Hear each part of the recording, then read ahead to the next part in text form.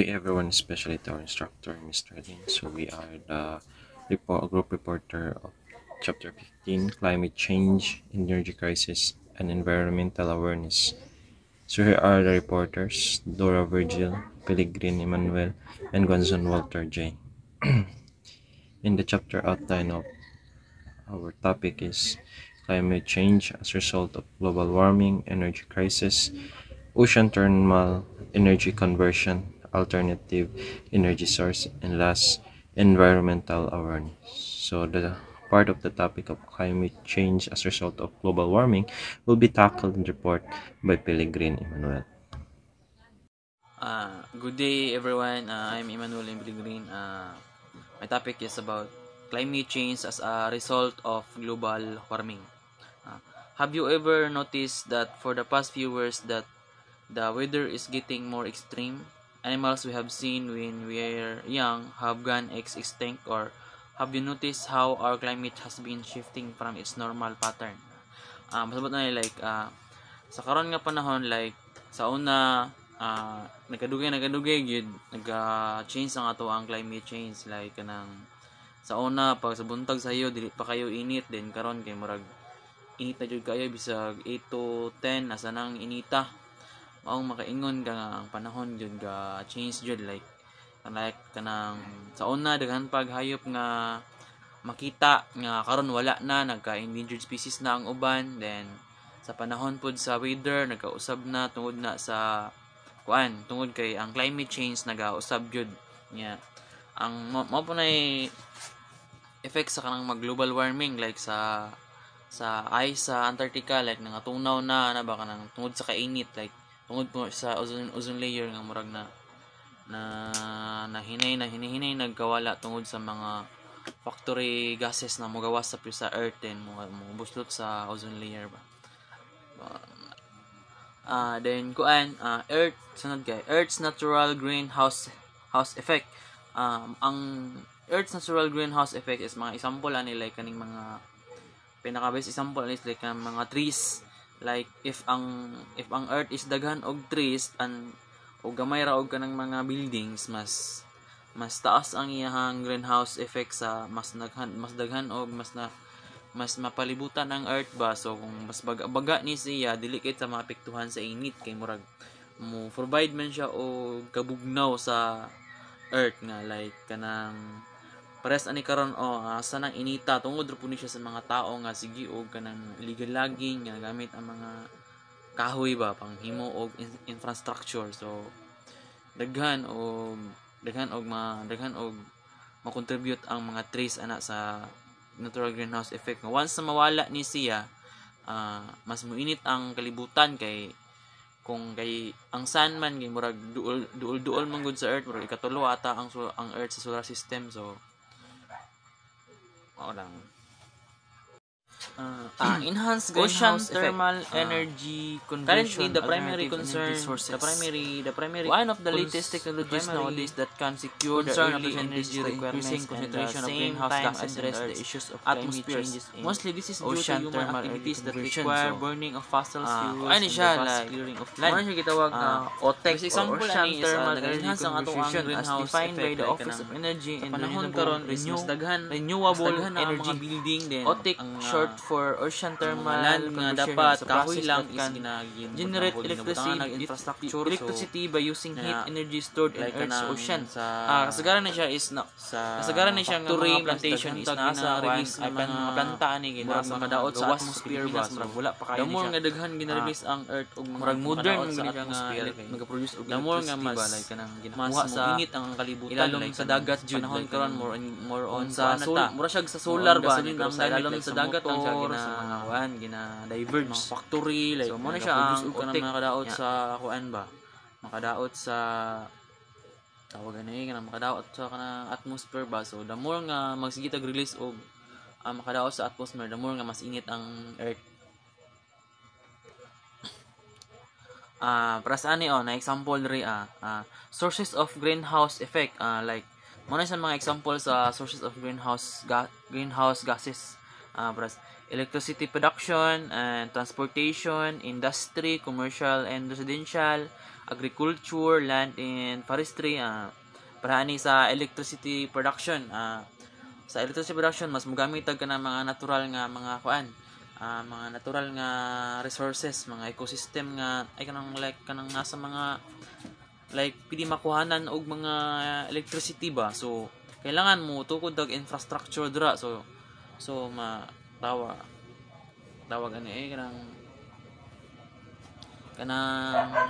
padamor nga magtukod og mga infrastructure dira sa dapat nga kuan lang, natural lang siya nga place. So himuan og building, so karon mo produce na siya og kanang mga mas makadaot sa atmosphere. So lain gyud siya mong mag-hit ang kalibutan.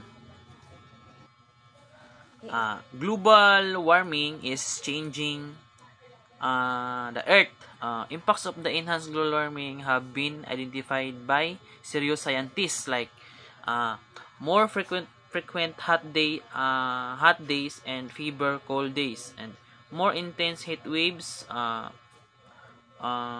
worsening storms, floods and droughts, and like hurricanes, warmer ocean surface temperature. So dako jud effect ang global warming sa kalibutan, like kanang daghan og usab ba, like sa mga sakit, like pag sobraan ra pud ka init daghan og mga sakit, pag sobraan og kabugna mas daghan na pud og masakit, kay tungod na sa binuhatan na pud sa tao, kay nagkadugay nagka-modern na ato ang kalibutan, nagka-modern pud ang mga sakit og ang pag-change sa kalibutan, like dali na lang pares karon magsige naglinog, then sa laing gawas magsige na naglunog kay tungod kay ang kainit sa sun di na kaya ma-protect sa ato ang ozone layer ba, kay tungod kita ra pud ang nagaguba sa atmosphere na naga-produce og heat, like kanang prasa kanang mga dago nga factory naga-produce og kanang mga aso nga dili pwede produce, like kanang mga gases na makadaot na gyud sa ozone layer ba. So that's why ang global warming paspas kayo ang changes niya. So natay ways to reduce global warming and climate changes. To reduce global warming and the alarming climate change, the people can do their own part by doing this following. So natay mga following para mas maiwasan to siya gamay, like kanang reduce, reuse and recycle, like sa mga plastic, di ta patakaglabay, like ibutang ra sa butanganan nga tama para ma-recycle siya tama og dili mapasad-pasad ba. Use less heat and air conditioning, drives less and drive smart, but buy energy efficient products, grow your own foods in your backyard, plant trees in your backyard, replace incandescent light to fluorescent light bulbs. Like dapat kita mga tao dapat magamit pud og kanang butang nga dili siya makadaot sa kuan ba, dili siya makadaot sa kinaiyahan ba, like kanang di ta kagamit og kanang mga kuan, sabay kanang mga gamit or butang nga makadaot sa kinaiyahan, like kaning mga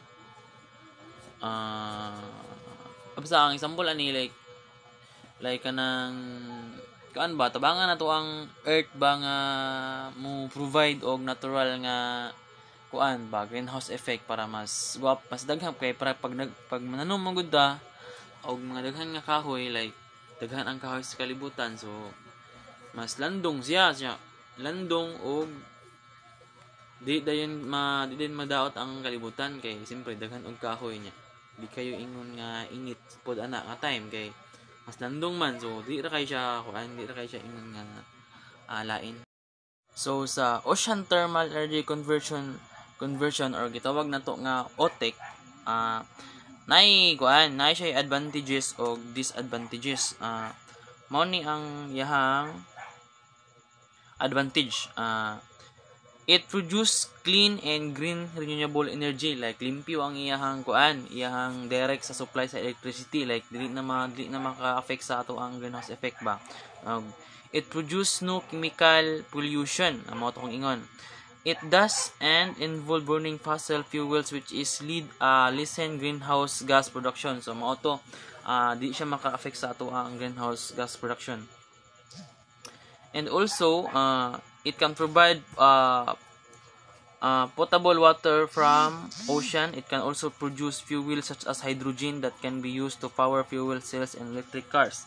This technology can be used for agriculture, refrigeration, and air conditioning. Ang iyang disadvantages pod kay mao ni otic plants are only suitable in tropical areas. So dili siya ingon nga kung gusto ka magtukod dira og otic, dili siya ingon nga dira nga lugar gusto nimo dira. So iyang area nga ginatukuran is kanang kuan lang ba, limited lang ba, like kanang selected na area ana ba. So electricity produced by otic power plants is costly. So mas kuan siya, mas kanang kuan ba, mas dako og gasto unlike sa katong karon nga mga energy nga tong ginagamit like sa kanang mga generator. So kani nga kuan electricity product produced by otic power plants is costly. So mas dako siya gasto kay murag magkandak mo kag research gud ani bago ka magtukod ana nga power plant. Then construct of otic power plants requires great amount of investment. Like ano siya, di lang ingon nga magtukod ka ani kay gusto ka ani, like ang usually nagabuhat ani is mga gobyerno or mga dagko nga tao sa kalibutan kanang mga mayayaman ba, maong sila ang mas nay kuan ani.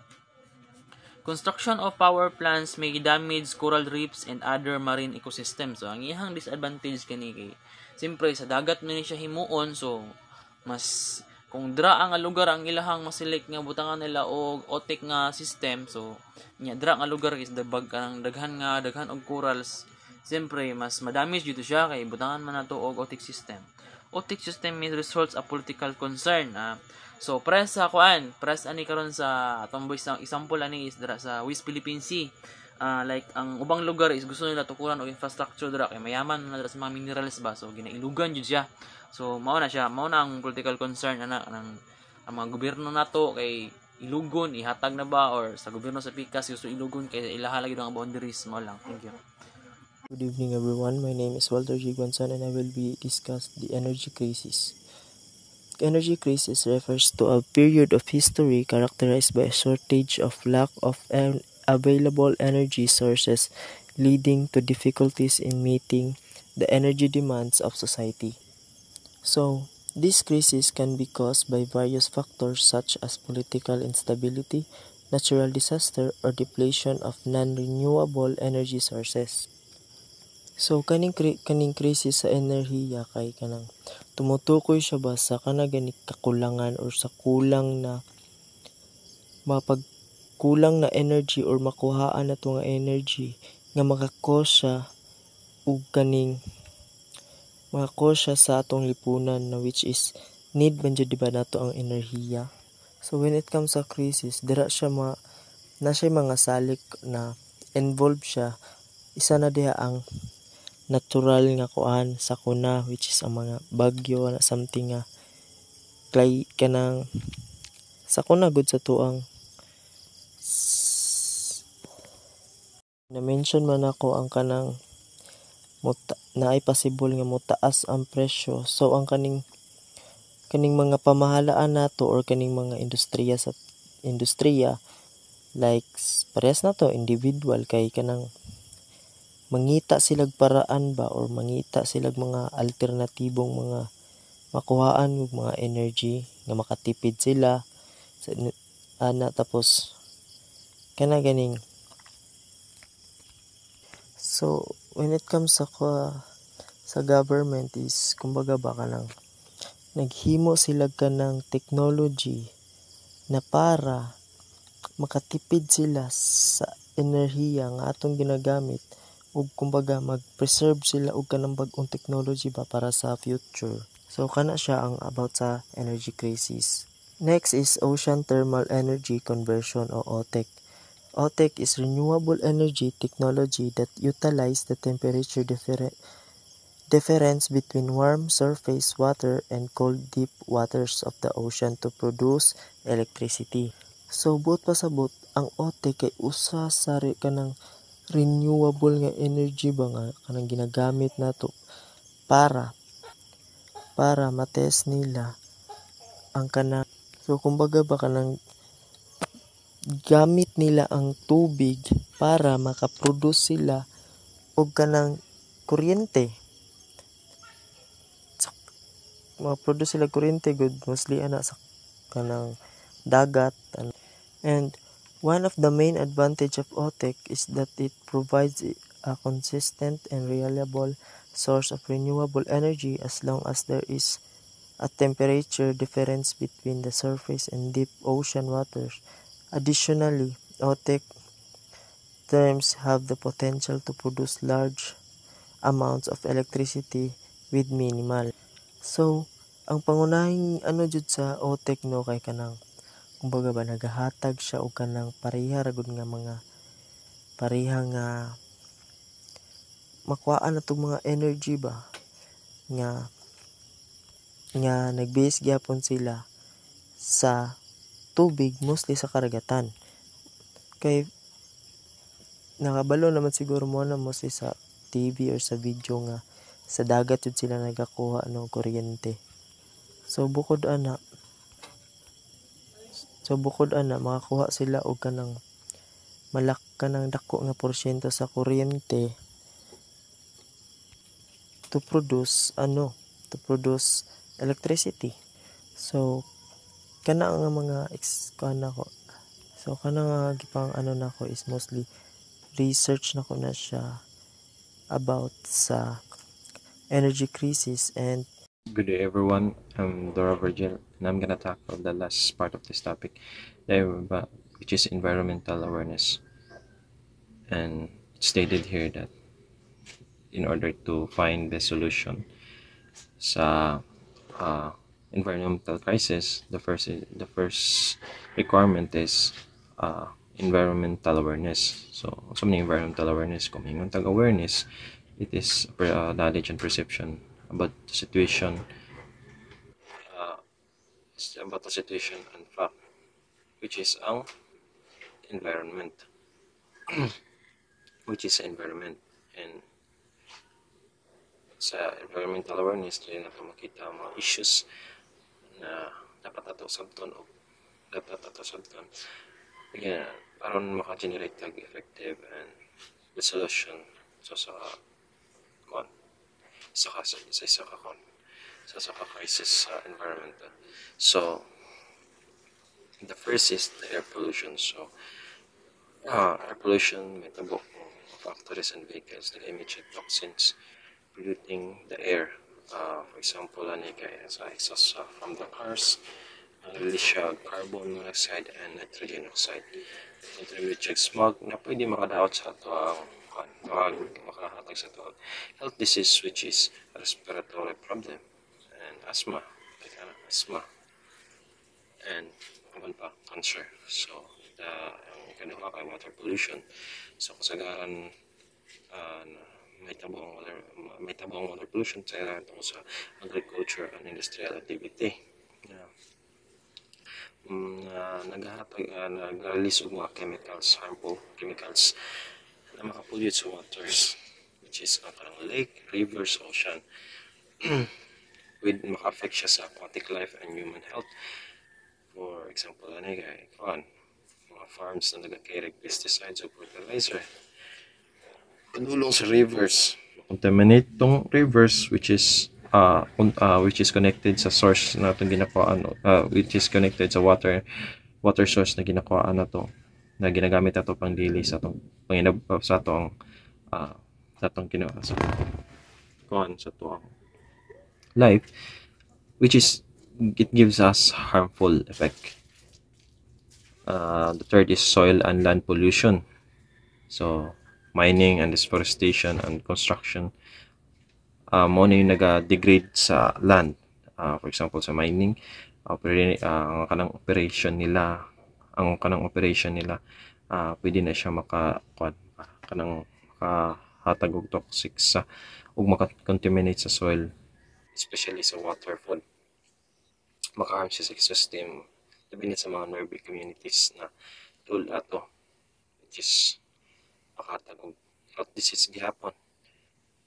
For example, gang uban mo mga company, like example sa mga company ng mga dagko tungod sa kadagan ng basura ginadubong na lang nila in which is mo na po na cause na makapollute sa soil. Number akapat kay climate change. So sa climate change kay pag-change ni sa long-term change sa weather condition, weather pattern, like usually weather sa saka certain location ulay siya, which is mas mukusog ang hangin, mas kon siya, mas ang dito sa for example sa mga bugnaw na mga lugar like sa Arctic, naga tungod kay itaas ang temperature dito na naga naga-melt ang ice, which is turned into the water, which is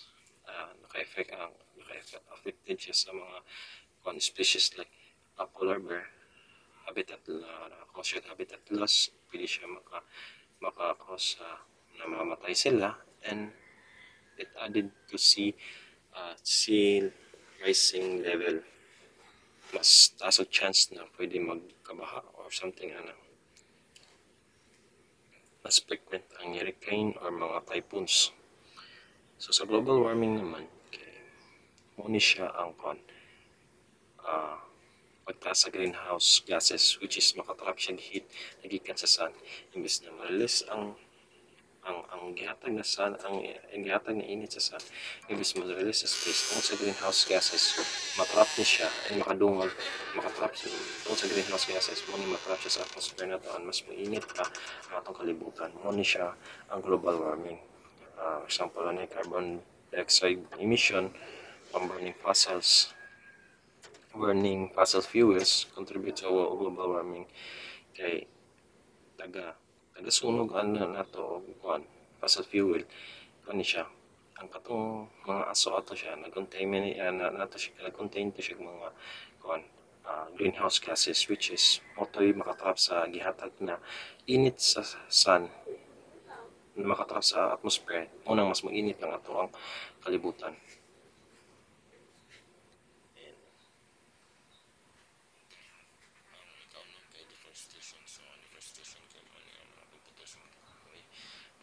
Mga kahoy, and may tabo na siya tungod sa pwede na siya may tabo tungod sa pag-develop sa agriculture, develop sa urban and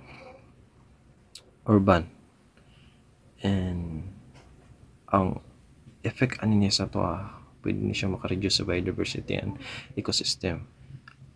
For instance kay laging in pagputol sa kahoy sa Amazon rainforest, maka-destroy siya habitat sa mga species dito like maka-distract siya sa mga animals,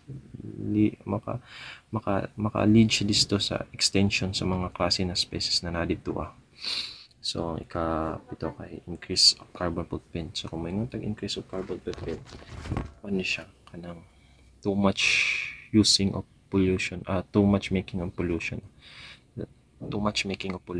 like ang atong ginagamit na energy kay mas more ang iyang ginahatag na pollution sa ato and in order dapat ang ginabuhat nato mas gamit ng klase na energy na mas lessen ang pollution na ihatag sa ato.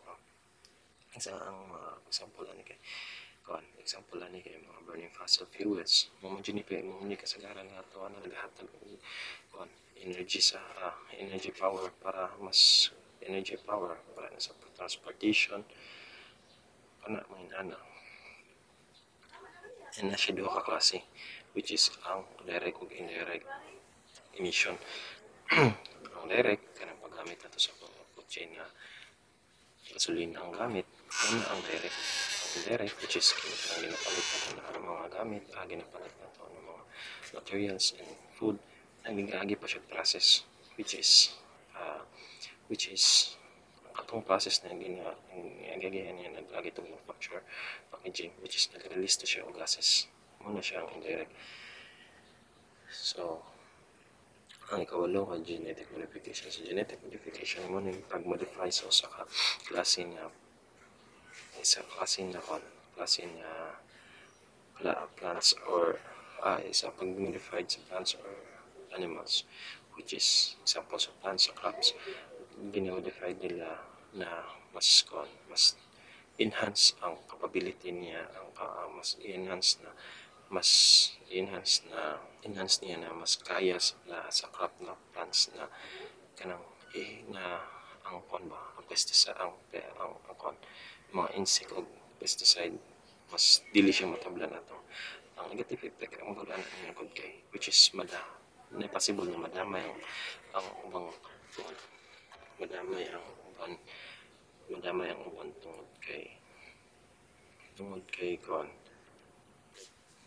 makahampo sa communication like dapat and dili dapat maapil ang sa pulana niya which is kung intake na to na siya ito sa effect na sa to kalawasan and ganyan kay effect on marine life. So ang sa marine effect on marine life, so carbon pollution and acidification, threatening shellfish at kanang vulnerable mo ang marine life about sa mga toxins about sa mga pollution na waste pollution and oil leaks kanang mga kanagong nag-aawas ng mga oil leaks na vulnerable ang marine life na dali rin madawat ang marine life na which is mga isda sa mga species na nagtuwa sa basura kasagaran na niya coral reefs madaot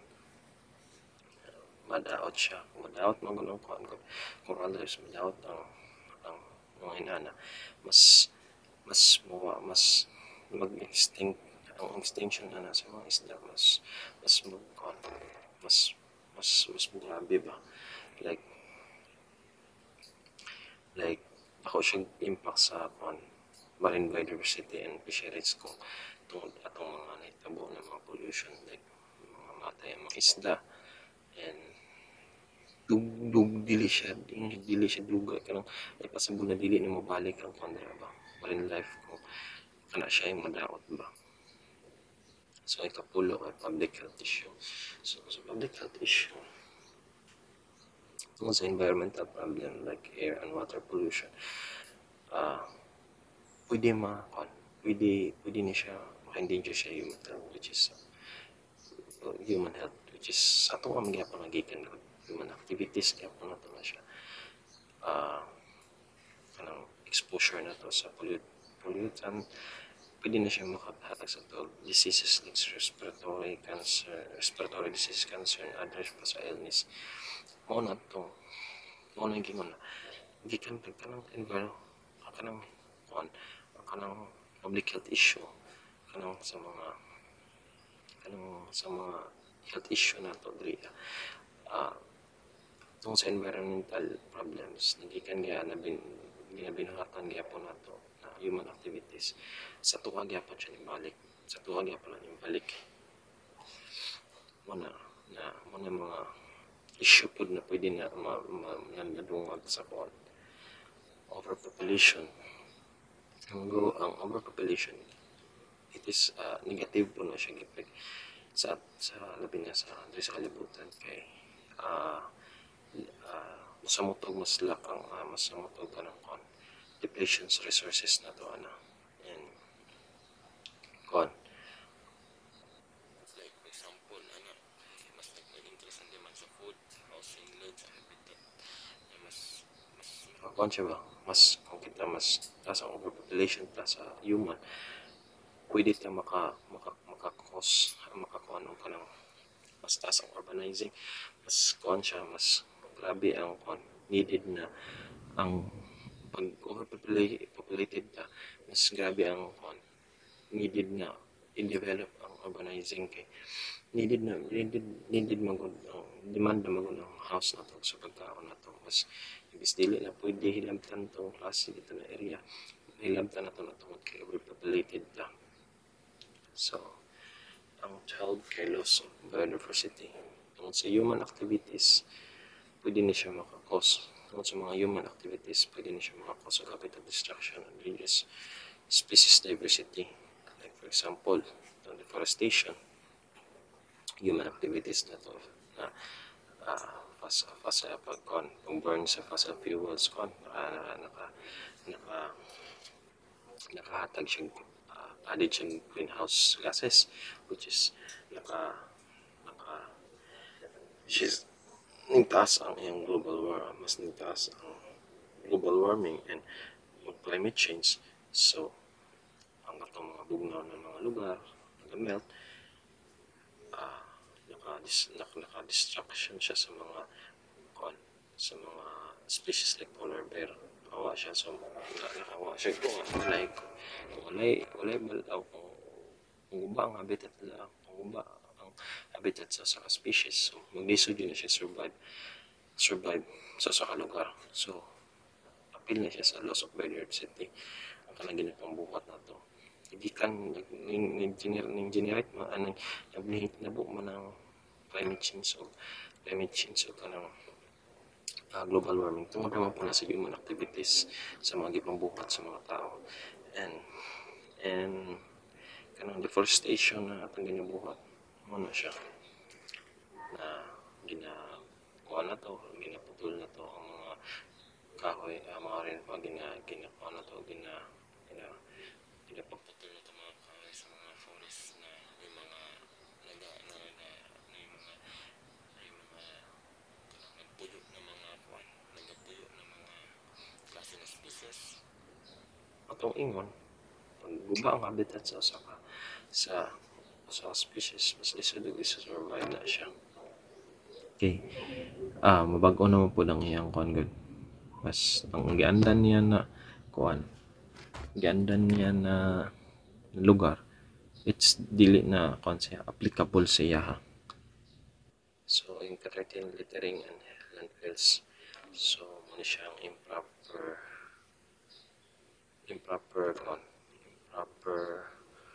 waste disposal na makalid sa tawag di pollution and environmental damage. Like for example sa tungod ng improper waste disposal na tawag inaingon pwede makitabo sa air pollution, water pollution, land and soil pollution na makakos siya ka ng damage sa itong environmental, which is plastic waste in ocean, makaharm siya sa marine life, mga napuyo dira kanang ay naka 14 kay ozone layer depletion. Kini siya chemical like kaning mga klase na chemical na taas na kayo kuan ba, taas na kay siya ganang contains ba na pwede makadaot sa atong ozone layer. Ang kaning ozone layer mao gani siyang nagaprotekta sa ato kaning sun. Grabe ni siya kanang wala ang ozone layer kaning init sa sun, grabe ni siya og radiation na pwede makadaot sa ato. Even pag madikitan na mainitan lang tani, pwede na basta makadaot kanang pwede na makakon sa tawag kanang ba kanang health problem ba, skin cancer, kanang ba kanang magong sana na UV radiation and nagaprotekta sa ato ang ozone layer. If wala ng ozone layer muna pwede ito mamatay siya. And nanay na itabo sa nasod na siya hold ang dito na part na lugar na siya hold ang ozone layer niya na siya buslod. So mas dito mas kanang risk ang UV radiation dito na pwede siya makakos ng skin cancer and ecosystem disruption. So sa ika-15 kay mining, so sa ginaingan mining so ni siya sa makahatag og land and soil pollution. Kung mag-mining man kagod, isa pa ni siya sa ka-issue kung mining man jud kagod like kung magaling nagagamit man jud kag chemical harmful chemicals and kanang harmful chemicals gabi na siya impact disruption sa environmental, labi na dili na ito na mapapag-dispose. For example na lang kay nahitabo sa manat ka lang sa manat sa sa manat sa kayo kana siya sa una dira kana tinaw na siya dira banda pero tungod sa nagsugod ang mining sa Liwalwal and improper disposal of their chemical sa company sa Liwalwal naga mining, unang nitabo na imbestin na siya sa una lagan ng mga marine life dira karon mura na siya kape ang tubig sa una tinalo na siya dira malabahan pa na siya sa una karon dili na siya good, which is kape na siya ang color tungod na siya sa mga chemical na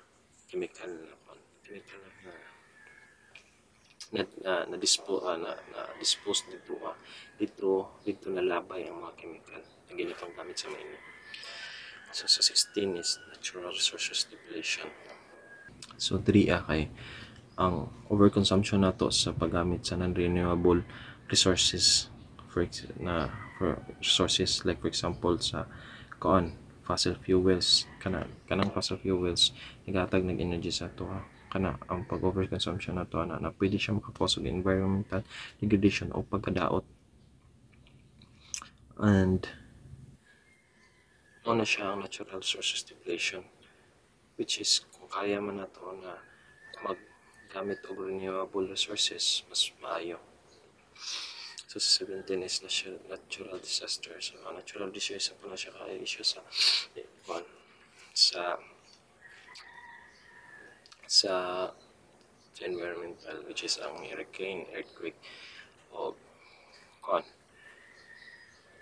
hurricane or typhoon, earthquake na pwede makatag destruction and loss of life.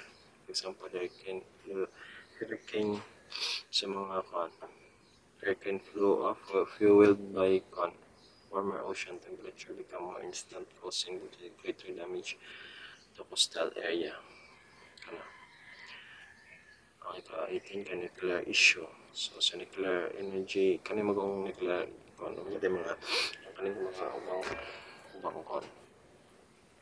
ubang nasa nila sila mga nuclear plant na nag-generate energy na siya radioactive waste na pwede siya maka-cause of long-term environmental and health risks ato. For example, kay accident na nitabo sa Chernobyl disaster release radioactive muna siya na magnimuto ang ilang planta. Sa ika-19 ka habitat loss destruction, which is kanang pagkadaot sa puloy-anon sa mga kasi ng mga species, mga wildlife ang ecosystem. May tabo ni siya urban development, destroy ni siya sa mga forest na mga puyo ng mga species, and wetland mga wetland na nagapuyo ba unang habitat loss. So acid rains kay mo ni siya ang mga snow, fog, basta others pa na tungod may tabo ng acid rain tungod sa mga pollution gikan sa nitrogen oxide or sulfur na adto sa atmosphere sa ato and nakakos siya acid rain.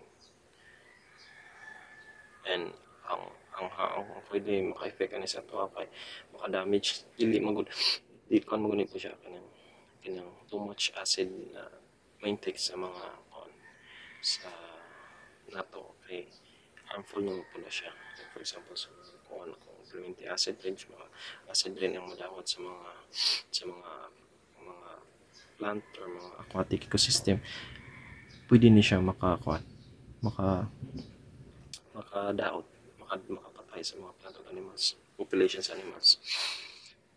Katintuan kay agriculture, land pollution. Kani ang ang example kay ang mga hinungdan kanang paggamit sa landfill kanang grabe kinahanglan mo gud every kanang dili ka perminti like kung nagtanom ka ginaning klase ng mga nagtanom ka crops karon dili pwede na crops sa gyapon ang imong itanom kay tungod kay makadaot mo kanang tungod sa kimika at tungod sa mga fertilizer na yung ginubuhat. Pwede makontaminate mo na sa soil o water na pwede na dili imbis na kato manto kanang makadaot siya ka makawala siya kanang nutrients sa makawala siya nutrients sa sa soil ba, like kung perminti ka gamit ng fertilizer makadaot siya ba, which is in the long term niya dili na siya matamnan. So 22 light and noise pollution, kaning klase na kuan. So sa light and noise pollution, so isa na siya sa isa na sa human activities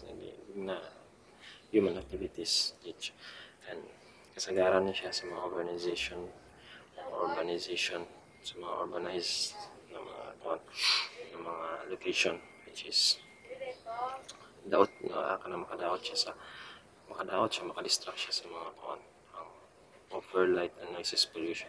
Ano siya ang kanang sobra kasama sa lugar na o sobra kahayag na ang ito na certain na lugar na siya gyapon siya mga species na namuyo, like for example sa mga bat, which is considered kanang makakuan siya makakuan sa mga birds makakasaga interfere sila may misap sa ilang pamuyo, dili ang sa ilang pamuyo tungod anang ilalim ng klaseng pollution. So kanang ay ka-23 ka urban sprawl, uncontrolled expansion sa urban areas leads to environmental o social problems.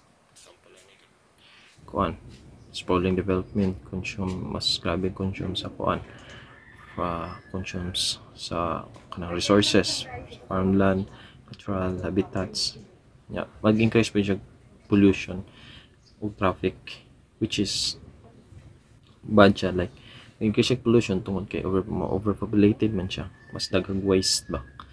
So ang ikalas kay medical waste. So sa medical waste ang improper disposal ani sa mga biomedical waste nagigamit sa hospital ba, dili lang sige gamit sa hospital, pwede po ang kanang mga basura na gikan sa mga tao, like for example sa mga dugo, sa mga